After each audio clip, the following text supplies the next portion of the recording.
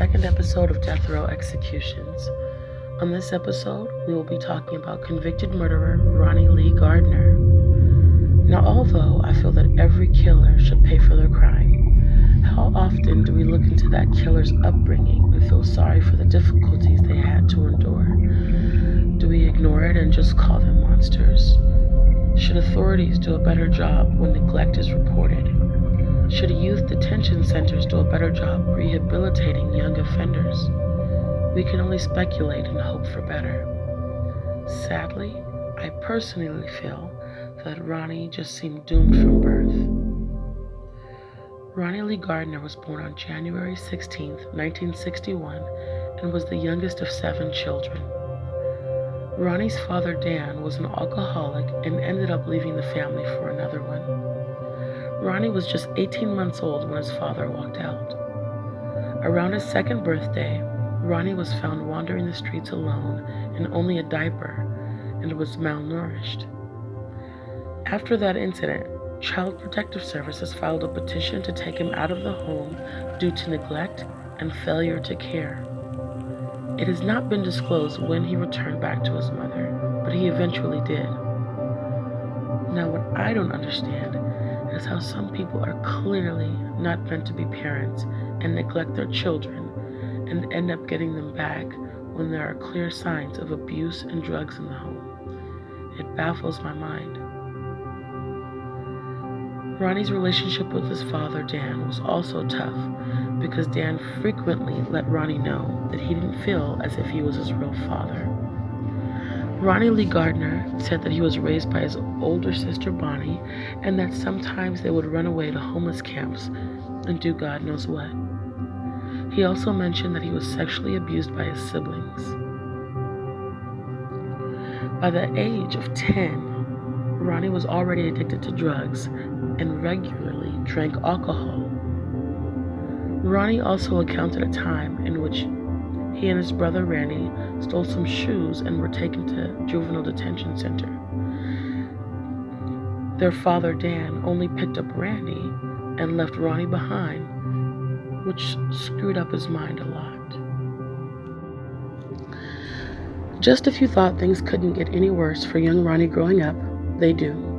By his early teens, Ronnie's mother married a man by the name of Bill Lucas, who was a criminal that had just gotten out of prison. Bill would use his stepkids as lookouts for him when he would rob homes. Because of his early crime stints, Ronnie spent a lot of time in and out of juvie. While being held at one detention center, he got a visit from a man by the name of Jack Stat.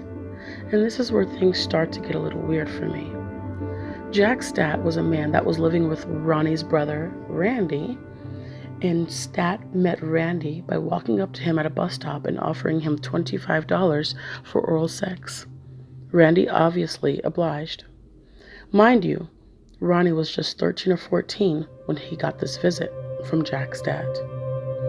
In 1975, when Ronnie was released from the detention center at the age of 14, he went to live with Jack Stat and his brother Randy. When social workers went to check on Ronnie's living situation, they noticed it odd that there were men dressed like women in the house.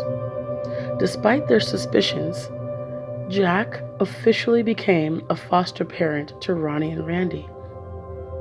I am confused where their parents were in all of this, but hey.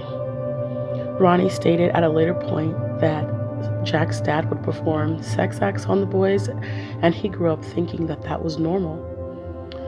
Ronnie also became a prostitute, and despite all of this unnatural behavior and living situations, Ronnie claims that this was the most stable period in his life, and he does not feel that Stat was a pedophile, but a good man trying to help them out.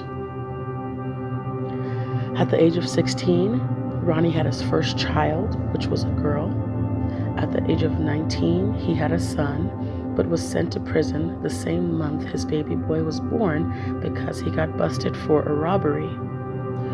On April 19, 1981, Ronnie escaped maximum security prison and was on a hunt to kill a man who he thought raped the mother of his children.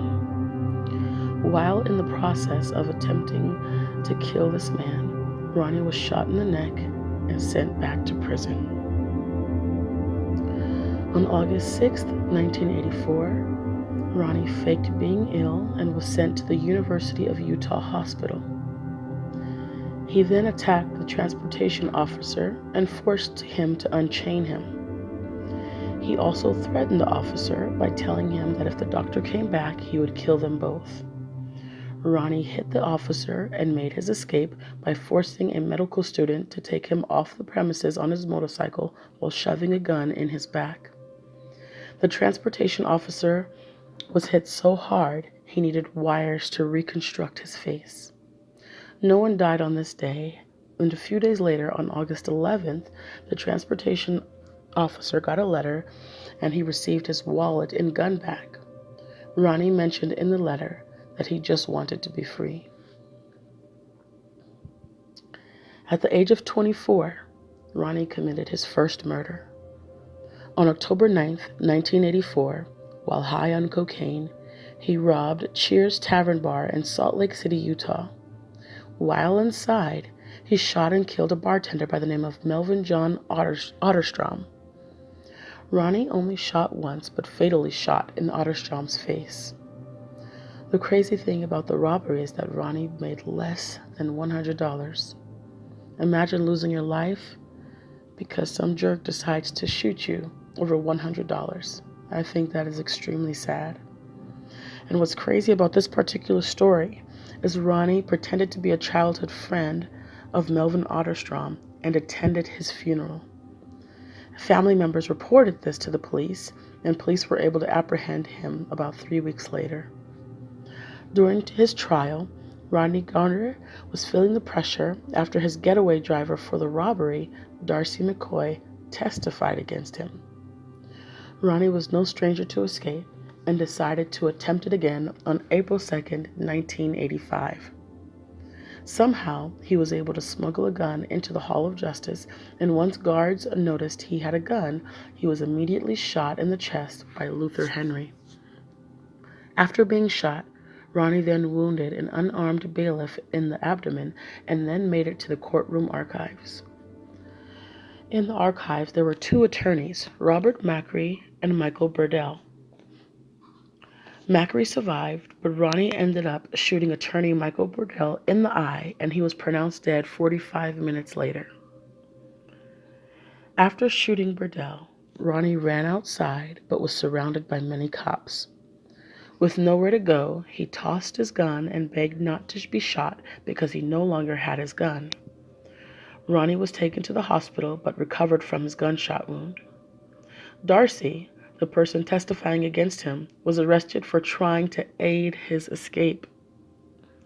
Between June and October 1985, jurors found Ronnie Gardner guilty, and he received life in prison without the possibility of parole for the murder of Otterstrom. And for the murder of attorney Burdell, jurors deliberated for less than 3 hours and found him guilty of capital murder. For this, he was sentenced to death. At the time, Gardner was the youngest inmate on death row. Ronnie Gardner chose to be executed by a firing squad. Interesting fact, there is a bill called the Ronnie Lee Gardner Bill in which law enforcement officers are permitted to shoot inmates attempting to escape whether they are armed or not. For Ronnie's last meal, he ate steak, lobster tail, apple pie, vanilla ice cream, and 7-Up. After he ate his meal, he went on a 48-hour fast and was able to watch the Lord of the Rings trilogy. Ronnie Gardner was asked if he had any last words, and he replied by saying that he did not. On June 18th, 2010, at 12:15 a.m., Ronnie was strapped into a metal chair, and a black hood was placed over his head. There were 5 anonymous police officers, all with rifles pointing at Ronnie's heart. 4 of the officers' rifles had wax bullets, and 1 had the real bullet, so that nobody would know who shot the fatal shot.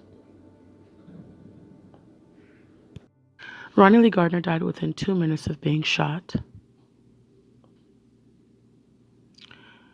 Before and after his execution, his daughter and brother Randy expressed a lot of love for him and said that he was a changed man. I would like to know what you guys think. Please comment below and tell me what you think about his life growing up, and if you feel that he got what he deserved. Thanks again for watching the second episode of Death Row Executions. Be patient as this channel grows and gets better. Thank you very much.